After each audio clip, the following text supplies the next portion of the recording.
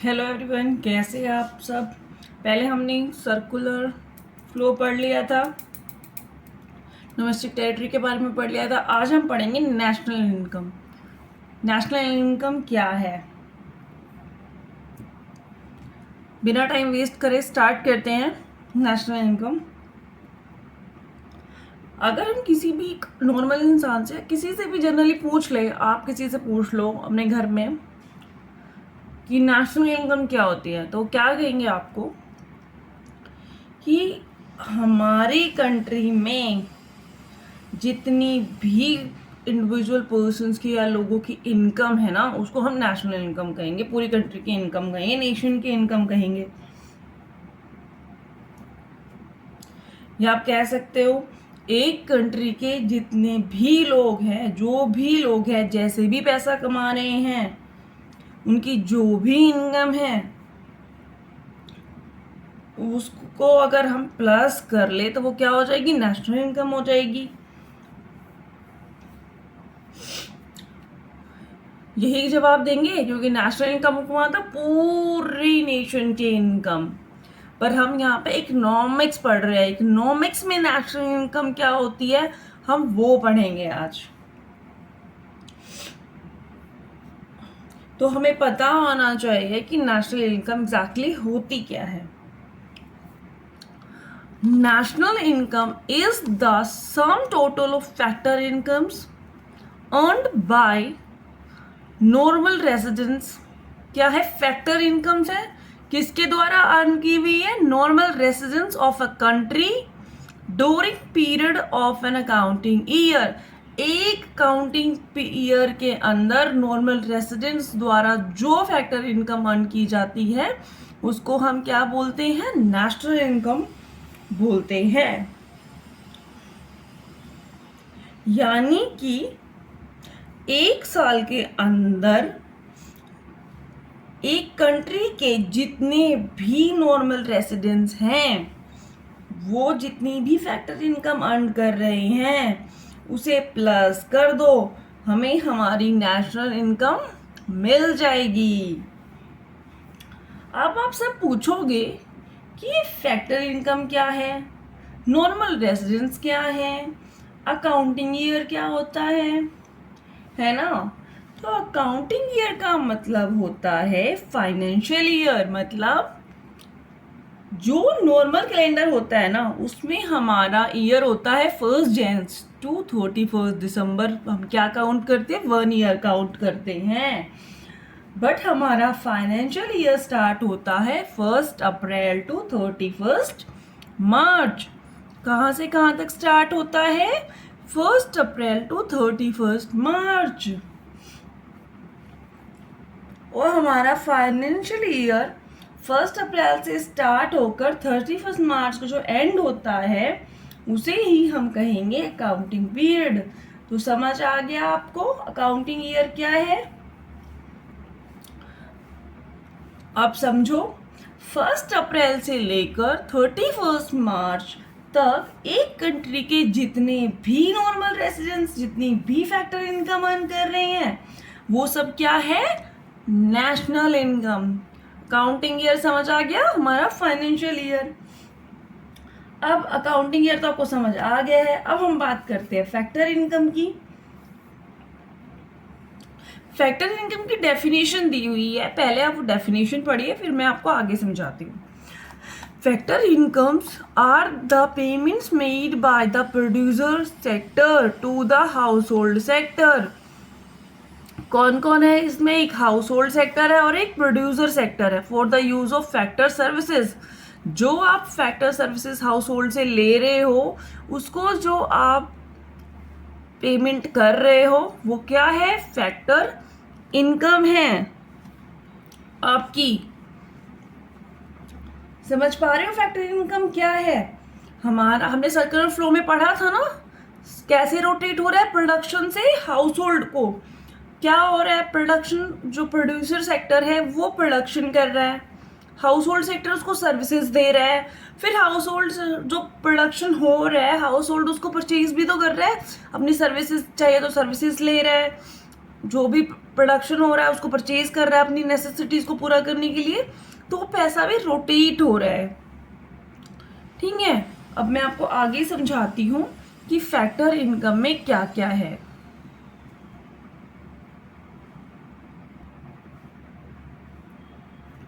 अब आप देखिए फैक्टर इनकम क्या इंक्लूड करता है, फैक्टर इनकम में क्या क्या आता है।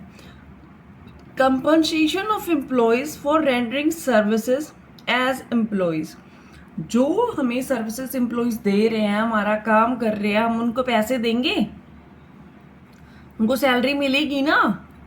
सेकंड, रेंट, किसके फॉर्म में, रेंट के फॉर्म में, for the use of land. अब आपने किसी भी हाउस होल्ड की, इंडिविजुअल की, सोसाइटी, हाउस होल्ड कौन होते हैं, सोसाइटी में लोग रहते हैं, उनकी आप लैंड यूज कर रहे हो किसी काम के लिए, चाहे आपने फैक्ट्री बनाई है, चाहे वहाँ पे आपने वेयर हाउस लगाया है, या आपने अपना कोई एग्जीबिशन लगाया था अपने प्रोडक्ट्स को सेल करने के लिए, तो आपको क्या देना होगा लैंड के लिए, रेंट देना होगा। अब एक इंडिविजुअल ने आपकी कंपनी में पैसा लगाया हुआ है, कैपिटल फॉर्म किया हुआ है, तो उस पर आपको क्या देना होगा, इंटरेस्ट देना होगा। अब जो एंटरप्रेन्योर है, जिनकी कंपनी है, उनको क्या मिलेगा, प्रॉफिट मिलेगा। तो फैक्टर इनकम कहाँ किससे बेस करता है, एम्प्लॉयज, एम्प्लॉयज से हमें क्या मिलता है, एम्प्लॉयज को हम क्या देते हैं, सैलरी देते हैं। क्या देते हैं, सैलरी। आगे देखिए, एम्प्लॉयज को हम सैलरी देते हैं, लैंड के बदले में हम रेंट देते हैं, कैपिटल के बदले में हम इंटरेस्ट देते हैं, एंटरप्रेन्योर को हम क्या देते हैं, प्रॉफिट देते हैं। एज सच मैंने ऊपर आपको समझाया है। तो फैक्टर इनकम ये सब इंक्लूड करता है। ठीक है, अब मैं आपको आगे समझाती हूँ exactly national income numerical value में कैसे निकालते हैं। अभी आप नेशनल इनकम देख लीजिए कि एग्जैक्टली होता क्या है, उसको ब्रीफ में मैं आपको एग्रीगेट्स पढ़ाऊंगी तब समझाऊंगी। National income domestic plus NFIA। NFIA क्या है, net factor income from abroad. Domestic means जो इंडिया में लोग रह रहे हैं उनकी इनकम, और NFIA net factor income from abroad. ठीक है, इसको हम क्या बोलेंगे, नेशनल इनकम बोलेंगे, डोमेस्टिक प्लस NFIA। और NFI का निकालने का तरीका क्या है, factor income received from abroad minus factor income paid to abroad. अभी के लिए इतना समझ लो, पूरा इसको डिटेल में एग्रीगेट्स में आपको समझाऊंगी। ठीक है, नेशनल इनकम के लिए अभी आप इतना थ्योरी के साथ इतना पढ़ो, रेस्ट में आपको आगे पढ़ाऊंगी। ठीक है, कंटिन्यू करें। अब नेक्स्ट टॉपिक है हमारा, factor incomes are different from transfer incomes. Factor income क्या है, ट्रांसफर इनकम्स क्या है, अब हम वो पढ़ेंगे। चलो लेट्स स्टार्ट कि हमारी फैक्टर इनकम और ट्रांसफर इनकम है क्या।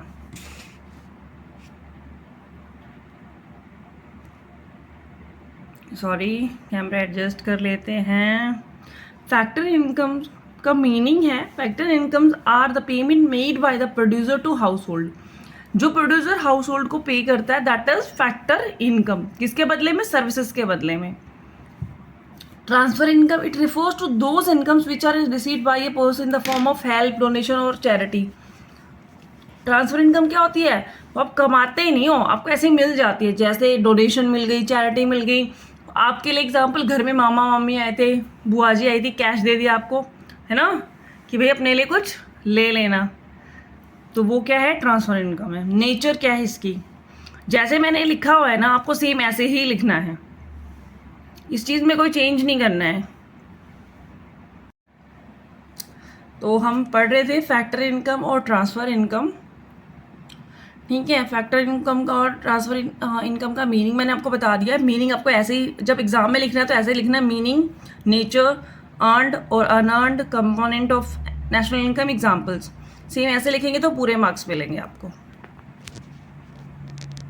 अब है नेक्स्ट, नेचर क्या है, it is reward for rendering some services. ये किस चीज़ का रिवॉर्ड है, सर्विसेज देने के बदले में। और ये क्या है, यूनिलेटरल है, पेमेंट विदाउट एनीथिंग रिटर्न, आपको कुछ नहीं करना लेकिन आपको पैसा मिल रहा है।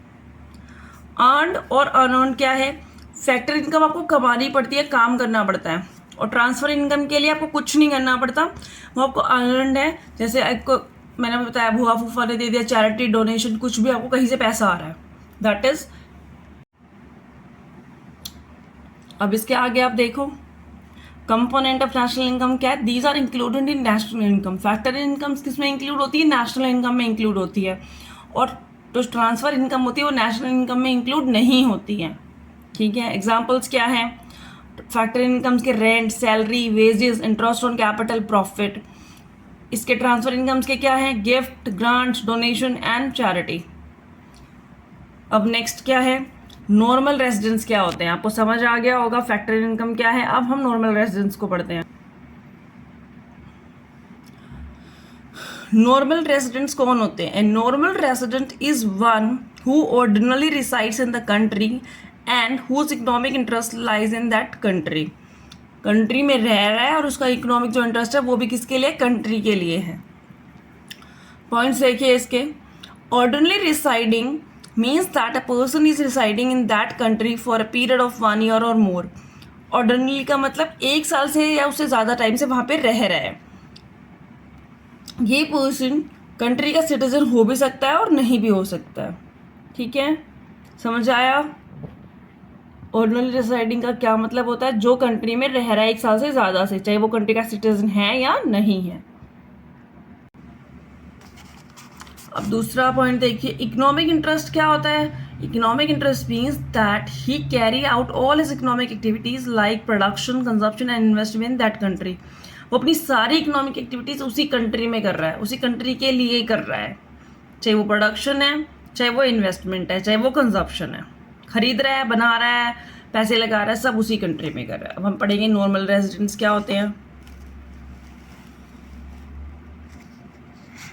Normal residents of a country include citizen or institutions of our country who normally reside in our country। चाहे कोई सिटीजन है या कोई इंस्टीट्यूट है जो हमारी कंट्री के अंदर है, चाहे वो रह रहा है, चाहे इंस्टीट्यूट बना हुआ है, and who centre of economic interest lies in our country.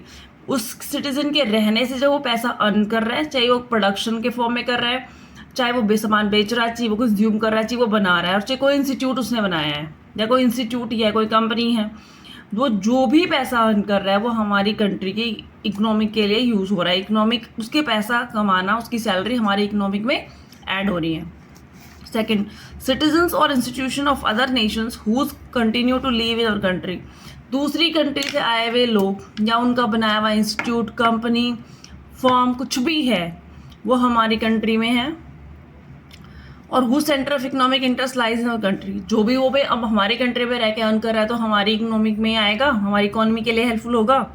ठीक है, थर्ड क्या है देखो, citizen of our country working in international organisation और foreign embassies located in our country.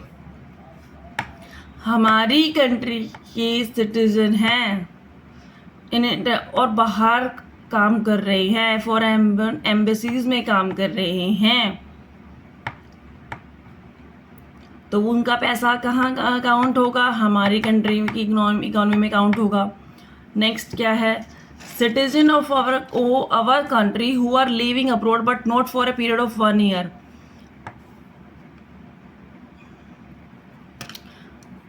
हमारे सिटीजन हैं लेकिन वो विदेश में रह रहे हैं, 1 साल से ज़्यादा नहीं हुआ उनको रहते हुए, तो उनकी भी इकोनॉमिक इंटरेस्ट कहाँ पे लाई करेगा, हमारे लिए, हमारी इकोनॉमी को हेल्प मिलेगा उनके पैसे से भी।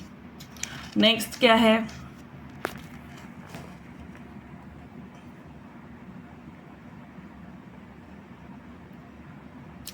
Border workers. Border workers or persons who cross the border between two countries regularly in order to work in one country or are the resident of the country। वो एक कंट्री के resident है लेकिन बार बार बॉर्डर को cross करते हैं, पर उनका पैसा भी वही चीज़ सेम करेगी, लाई कहाँ करेगा, सेम कंट्री में लाई करेगा। ठीक है,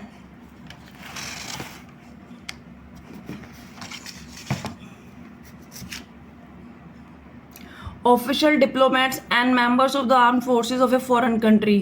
किसी भी कंट्री के फॉरेन आर्म फोर्सेस है, डिप्लोमेट्स है जो दूसरे देश में जाकर काम कर रहे हैं, और वो किसके लिए बिलोंग नहीं कर रहे हैं, उस कंट्री के लिए जहाँ से वो है। Example, for official diplomats and members of the armed forces of a foreign country are treated as a normal resident of the country of which they belong and not of the country in which they are employed. जिससे वो belong करते हैं ना, वो उसी country के economic interest में उनकी सैलरी और उनका वेजेस जाता है जो भी वो अर्न कर रहे हैं. अब देखो, normal resident of a country do not include, उनकी कौन सी सैलरीज हमारी इकोनॉमी में ऐड ऑन नहीं होती, नेशनल इनकम में ऐड ऑन नहीं होती. एक, foreigners who visit a country for travelling, holiday, medical treatment, studies, conference, extra. वो किसी कंट्री में फॉरेनर्स हैं, वो हॉलीडे के लिए, मेडिकल के लिए, ट्रीटमेंट के लिए गए, स्टडीज़ के लिए गए, तो वहाँ पे काउंट नहीं होगी. दूसरी, official diplomats, members of the armed forces and ambassador of other countries posted in our country. दूसरी कंट्री के ऑफिशियल डिप्लोमेट्स हमारी कंट्री में पोस्टेड हो रखे हैं, तो उनकी सैलरी भी हमारी नेशनल इनकम में काउंट नहीं होगी. International organisations located in our country and foreign working in these organisation, जो इंटरनेशनल ऑर्गेनाइजेशन हमारी कंट्री में लोकेटेड है, हमारी कंट्री में हैं और उनमें फॉरेनर्स काम कर रहे हैं, वो भी इनकम हमारे साथ काउंट नहीं होगी. Crew members of foreign vessels, जो क्रू मेंबर्स है फॉरेन वेजल्स पे आए हैं, वो भी काउंट नहीं होगी. Foreigners who have come to our country for installing machinery, जो फॉरेनर्स हैं मशीनरी के इंस्टॉल करने के लिए, काम करने के लिए हमारी कंट्री में आए हुए हैं, उनकी भी इनकम हमारी नेशनल इनकम में काउंट नहीं होगी. तो दैट्स ऑल, आज के लिए हमें इतना ही करना था. नेक्स्ट में हम इसके आगे का टॉपिक करेंगे. इस टॉपिक को आराम से धीरे धीरे पार्ट्स में पढ़ेंगे ताकि अच्छे से आप सबको समझ आए. जिसको जो समझ ना आया हो मुझे कमेंट करे, मैं उसको दोबारा क्लास करा दूँगी, फिर से पढ़ा दूँगी और बेहतर तरीके से पढ़ा दूँगी. मुझे कोई इशू नहीं है. प्लीज़ चैनल को सब्सक्राइब करें, वीडियो को लाइक करें. Thank you.